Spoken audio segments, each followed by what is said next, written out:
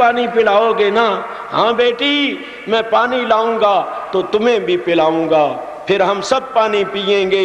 باہر نکلے، گھوڑے پر سوار ہو گئے، محاذ کی طرف جانے کے بجائے ذرا رستہ بدل کر نہر فرات کی طرف چلے۔ نہر پر پہنچ گئے۔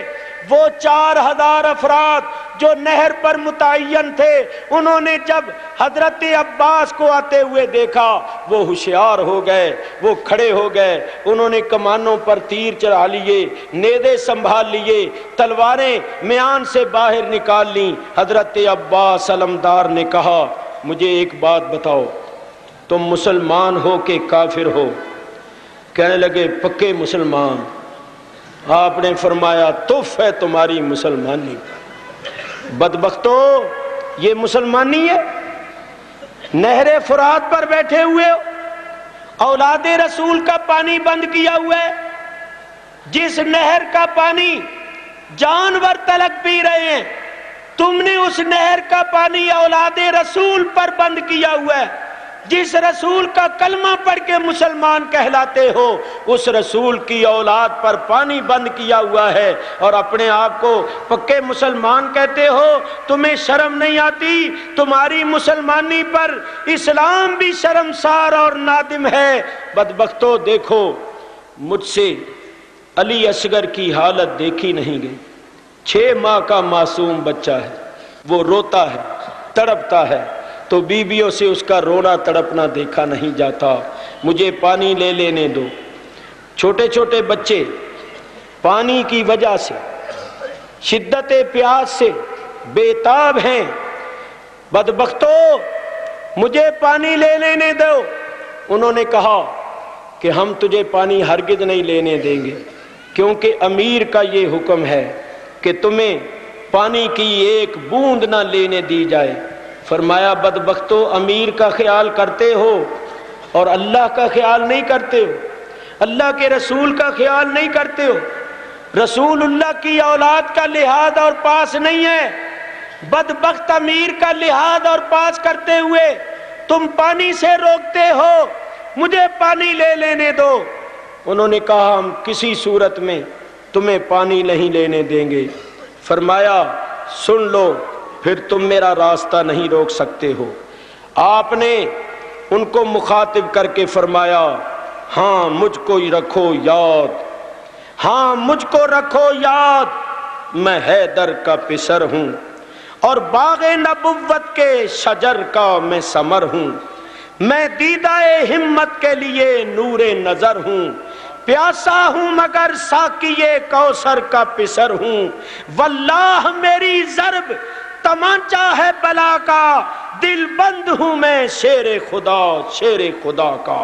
آپ نے یزیدی لشکر پر حملہ کیا، آپ نے ایسا حملہ کیا کہ ان کی صف کو توڑ دیا، آگے نکل گئے، انہوں نے پھر گھیرا، یہ پھر آگے نکل گئے، ان کی صفوں کو توڑتے ہوئے اور ان کو مارتے ہوئے نہر فرات پر پہنچ گئے، گھوڑا نہر میں ڈال دیا، سب سے پہلے پانی کا ایک چلو بھر کر پینے لگے۔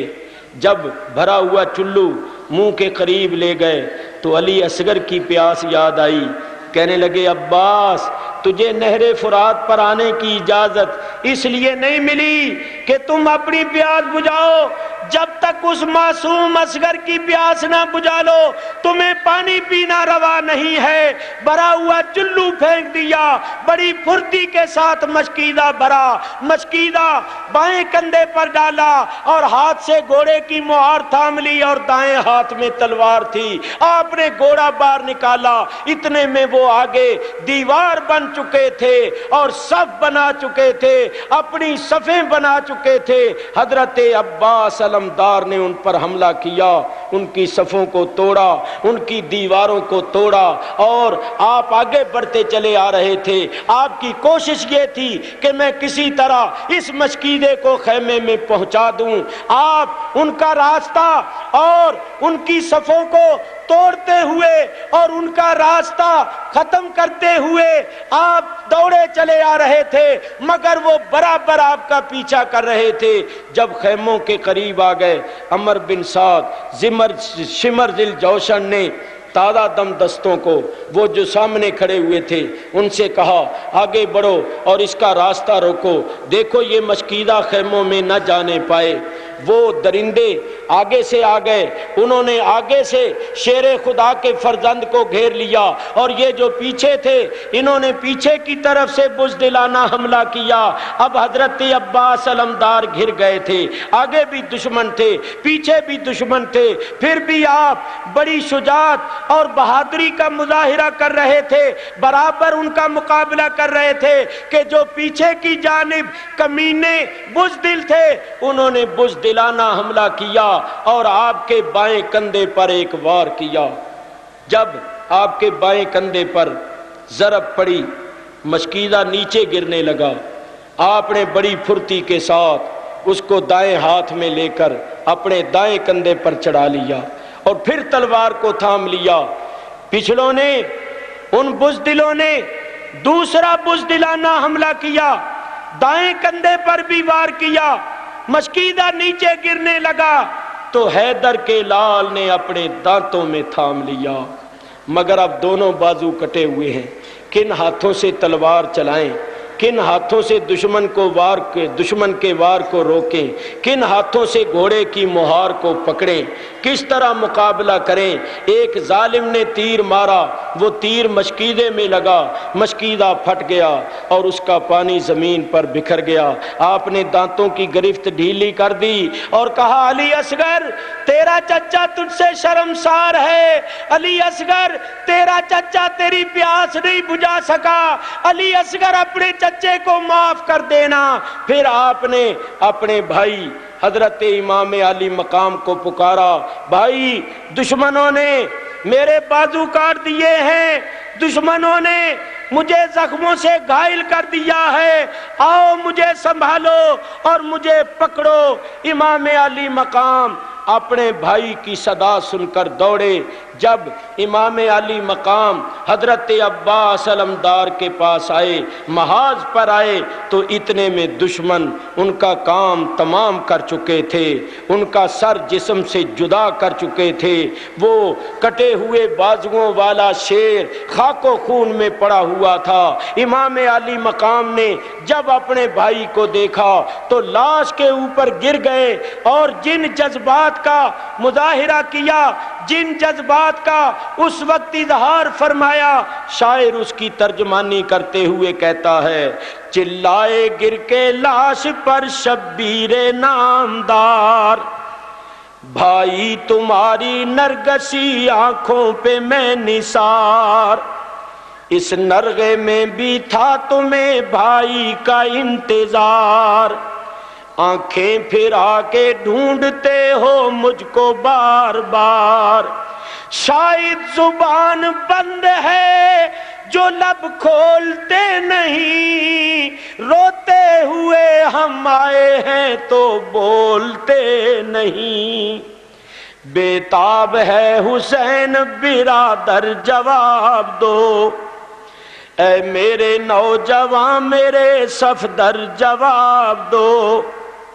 اب جان بلب ہے سبتے پیمبر جواب دو، اے نور چشمے ساقیے کوثر جواب دو، ہچکی کے ساتھ موت کا خنجر بھی چل گیا، سر گود میں درا رہا اور دم نکل گیا، اکبر پکارے ہائے چچا بھی گزر گئے، رو کر حسین بولے کہ بھائی کدھر گئے، منہ تو اٹھاؤ خاک سے رخسار بھر گئے، واہ حسرتا حسین کو بے آس کر گئے، اب کون دے گا دکھ میں نبی کے پسر کا ساتھ، دم بھر میں تم نے چھوڑ دیا عمر بھر کا ساتھ۔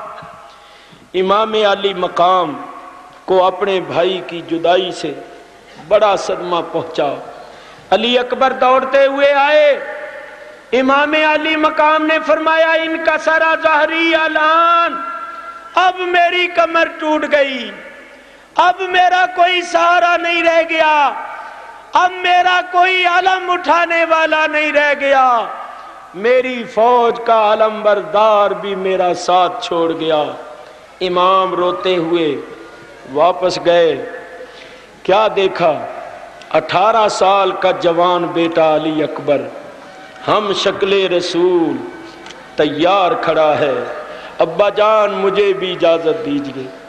آپ نے ایک نظر اپنے اس لختے جگر کو دیکھا، فرمایا بیٹا تم تو میرے نانا جان کی تصویر ہو، بیٹا تم تو میرے گھر کی رونق ہو، تم تو میرے گھر کی بہار ہو، میں کن آنکھوں سے شبیہ رسول کو خاک و خون میں تڑپتے دیکھوں گا، کن آنکھوں سے تصویر رسول کو مٹتے ہوئے دیکھوں گا۔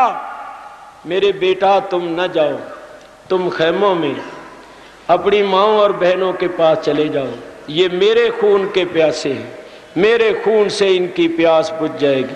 لیکن حضرت علی اکبر کہہ رہے تھے ابا جان مجھے اس سعادت سے محروم نہ رکھیے، مجھے بھی اجازت دیجئے، میں بھی راہ حق میں سر کٹاؤں گا، میں بھی وہاں جاؤں گا جہاں چچا عباس چلے گئے، جہاں بھائی قاسم چلے گئے، میں بھی ان دشمنوں کے سامنے اپنی شجاعت کے جوہر دکھاؤں گا، میں بھی ان ظالموں کو واصل بجہنم کرتے ہوئے جام شہادت نوش کروں گا۔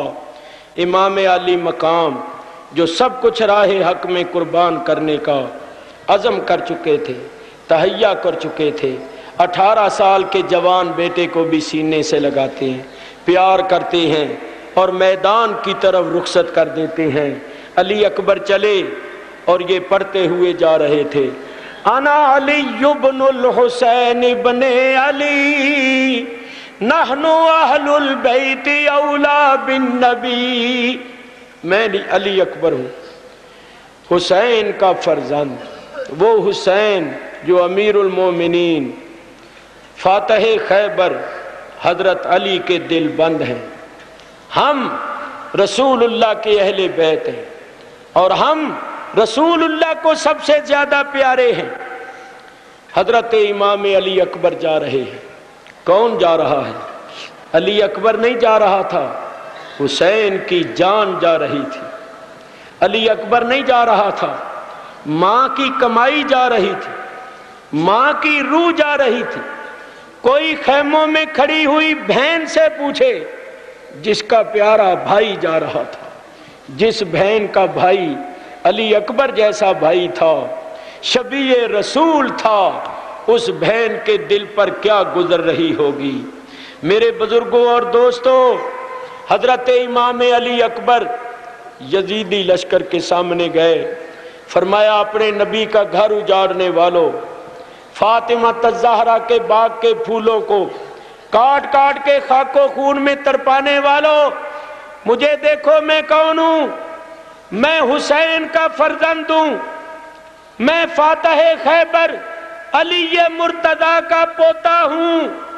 کیا میرے چہرے کی رنگت یہ نہیں بتا رہی کہ میں چمن زہرا کا لہلہاتا ہوا پھول ہوں؟ کیا میرے چہرے کی چمک یہ نہیں بتا رہی کہ میں آفتاب نبوت کی ایک کرن ہوں؟ اپنے نبی کا گھر اجاڑنے والوں، آؤ میرے خون سے اپنی پیاس کو بجھاؤ۔ کوئی تم میں ایسا بہادر ہے جو تنہا میرا مقابلہ کرے؟ تم نے میرے بھائی قاسم کے جوہر بھی دیکھے ہیں، میرے جوہر بھی دیکھنے ہوں تو میرے سامنے آ جاؤ۔ یزیدی لشکر میں ایک پہلوان تھا جس کا نام تھا طارق بن شیس، وہ بدبخت آگے بڑھا اور عمر بن سعد سے کہنے لگا اگر میں اس نوجوان کو قتل کر دوں تو مجھے کیا ملے گا؟ ملنا کیا تھا سوائے جہنم کے؟ کہنے لگا مجھے کیا ملے گا؟ عمر بن سعد نے کہا اگر تو اس نوجوان کو قتل کر دے تو میں تجھے موصل کی حکومت دلا دوں گا، تجھے صوبہ موصل کی گورنری دلا دوں گا۔ کہنے لگا امیر اپنے عہد کو یاد رکھنا، موصل کی گورنری پھر میرے سوا کسی اور کو نہیں ملنی چاہیے۔ عمر بن سعد نے کہا اگر تو قتل کرنے میں کامیاب ہو گیا تو موصل کی گورنری تیرے ہی لیے۔ یہ آگے بڑھا تو عمر بن سعد نے ہنس کر دوسری طرف منہ کرتے ہوئے کہا تو سامنے جا کر دیکھ، کس کے سامنے جا رہا ہے؟ تو نہیں جانتا یہ کون لوگ ہیں، ان کی رگوں میں کس کا خون ہے؟ تو ذرا سامنے جا کر دیکھ تجھے تخت ملتا ہے یا تختہ۔ وہ طارق پہلوان حضرت امام علی اکبر کے سامنے آیا، آ کر لڑنے لگا۔ دونوں نے اپنی شجاعت کے جوہر دکھائے۔ اسی اثناء میں حضرت امام علی اکبر نے ایک ایسا تلوار کا وار کیا، ایک ایسی ضرب حیدری لگائی کہ وہ ضرب لگاتے ہوئے کہا او طارق ہوشیار، میں علی کا پوتا ہوں۔ ایک ہی وار میں اس کو جہنم رسید کر دیا۔ اس کے دو بیٹے یزیدی لشکر میں تھے، ایک کا نام تھا عمر بن طارق، دوسرے کا نام تھا طلحہ بن طارق۔ وہ بھی غیظ و غضب کا پیکر بن کر آ گئے، دونوں امام پر ٹوٹ پڑے۔ امام نے دونوں کا مقابلہ کیا اور ان دونوں کو بھی موت کی نیند سلا دیا۔ پھر ایک دم آپ نے اپنا گھوڑا واپس کیا، گھوڑا دوڑاتے ہوئے خیموں کی طرف آ گئے۔ امام علی مقام نے اپنے نور نظر کو واپس آتے ہوئے دیکھا، آگے بڑھے، فرمایا بیٹا کیا بات ہے، واپس کیوں آئے ہو؟ کہا ابا جان مجھے پیاس نے بہت پریشان کیا ہے۔ العطش العطش، پیاس پیاس۔ بابا میں نے ان کے 3 بہادروں کو قتل کیا ہے، بابا میں زخمی ہوں، دیکھو میری زبان خشک ہو گئی ہے، میرا حلق سوکھ گیا ہے، بابا مجھے پانی پلاؤ، اگر مجھے پانی کا ایک پیالہ مل جائے میں ان سب کو واصل بجہنم کر دوں۔ فرمایا بیٹا میں تجھے کہاں سے پانی پلاؤں، لیکن تم آئے ہو، کوئی آس اور امید لے کر آئے ہو تو ذرا میرے قریب آؤ۔ علی اکبر سواری سے نیچے اترے، قریب ہوئے، امام علی مقام نے اپنے لخت جگر کو اپنے سینے سے لگایا اور فرمایا بیٹا جب کبھی میں بہت زیادہ پیاسا ہو جایا کرتا تھا تو رسول اللہ میرے منہ میں اپنی زبان ڈال دیا کرتے تھے، میں نے بارہا رسول اللہ کی زبان کو چوسا ہوا ہے۔ آج تم پیاسے ہو گئے ہو تو اپنا منہ کھول دو، تمہارا باپ اپنی سوکھی زبان تمہارے منہ میں ڈال دیتا ہے، اس کو چوس لینا، تمہیں کچھ تسکین ہو جائے گی۔ علی اکبر نے منہ کھول دیا، امام علی مقام نے اپنی سوکھی زبان ان کے منہ میں ڈال دی، وہ چوسنے لگے، ان کو فی الحقیقت کچھ تسکین ہوئی، ان کی کچھ پیاس بجھی، وہ پیاس بجھا کر کچھ تسکین پا کر ایک بار پھر میدان کا رخ کر رہے تھے، اور امام علی مقام ایک بار پھر اپنے چاند کو یزیدی بادلوں میں روح پوش ہوتا ہوا دیکھ رہے تھے۔ یزیدیوں کے سامنے جا کر فرمایا کسی اور کو بھی موصل کے تخت کی ہوس ہو تو وہ میرے سامنے آ جائے۔ ہے کوئی موصل کے تخت پر بیٹھ کے راج کرنے والا؟ جس کو موصل کے تخت کی ہوس ہے وہ میرے سامنے آ جائے۔ امام علی مقام نے جب یہ فرمایا تو جو طارق کا اور اس کے بیٹوں کا حشر دیکھ چکے تھے ان میں سے کوئی بھی سامنے نہیں آیا، بس وہی ظالمانہ روش۔ عمر بن سعد نے کہا، شمر دل جوشن نے کہا اس جوان نے ہمارے 3 بہادروں کو قتل کر دیا ہے، اب اس کا خون ہم پر حلال ہو چکا ہے، یک بارگی اس پر حملہ کر دو۔ وہ درندے چمن زہرا کے جنتی پھول پر ٹوٹ پڑے اور انہوں نے تیروں کا می برسا دیا۔ علی اکبر اس حالت میں بھی جوان مردی کا مظاہرہ کر رہے تھے، شجاعت اور بہادری کے جوہر دکھا رہے تھے کہ اچانک ایک ظالم کا نیزہ آپ کے جسم میں پیوست ہو گیا۔ شاعر کہتا ہے نیزے سے کس کے لال کا زخمی ہوا جگر، کرتے ہیں کس کی لاش کو پامال اہل شر، کہتا ہے کون رن میں تڑپ کر پدر پدر، خیمے سے نکلے کہتے ہوئے آہ میرا پسر، پایا تھا مدتوں میں جسے خاک چھان کے، وہ لال ہم نے کھو دیا جنگل میں آن کے۔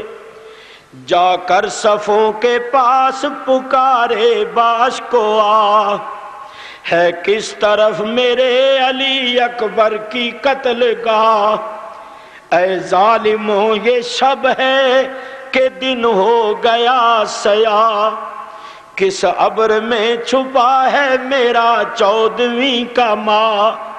بتلاؤ جان ہے کہ نہیں جسم زار میں، زخمی پڑا ہے شیر میرا کس کچھار میں۔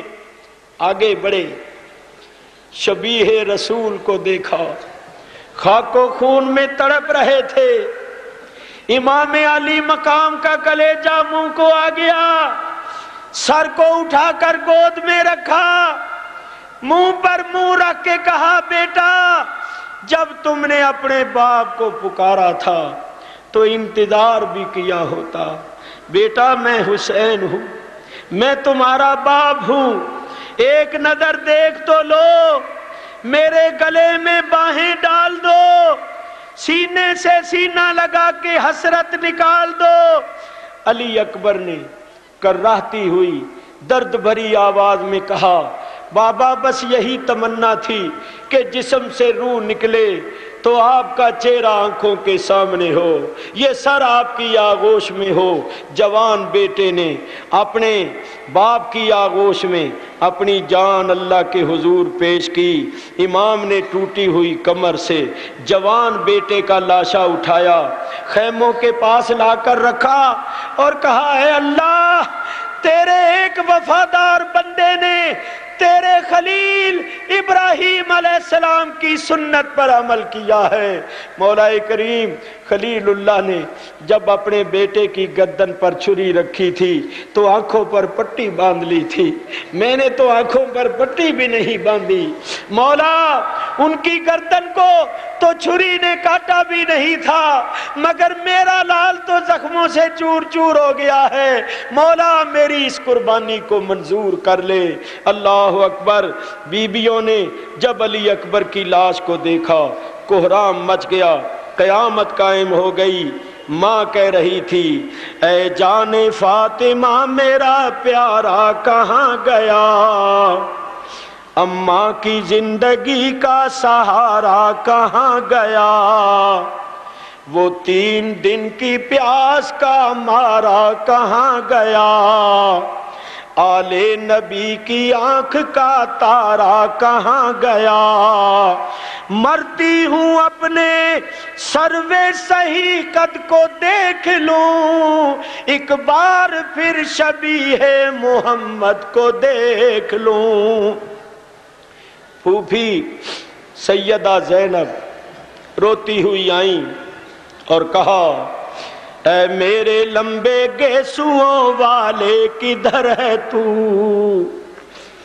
ہائے ہائے میری غریبی کے پالے کدھر ہے تو، واری کہاں لگے تجھے بھالے کدھر ہے تو، کیوں کر پھوپھی جگر کو سنبھالے کدھر ہے تو، 18واں برس تھا کہ موت آ گئی تجھے، اے نور عین کس کی نظر کھا گئی تجھے۔ امام علی مقام بیبیوں کا ہاتھ پکڑ پکڑ کے خیموں میں پہنچا رہے تھے، صبر کی تلقین فرما رہے تھے۔ سیدہ شہر بانو نے کہا میرے سر کے تاج، عباس بھائی پانی نہ لا سکے، علی اصغر کی پیاس نہ بجھا سکے، مگر اس بچے کی حالت کو دیکھ کر تو کلیجہ منہ کو آتا ہے۔ اگر اس بچے نے میری گود میں دم توڑ دیا تو ساتھ میرا دم بھی نکل جائے گا، کسی طرح اس کی پیاس بجھاؤ۔ فرمایا میں کس طرح پیاس بجھاؤں؟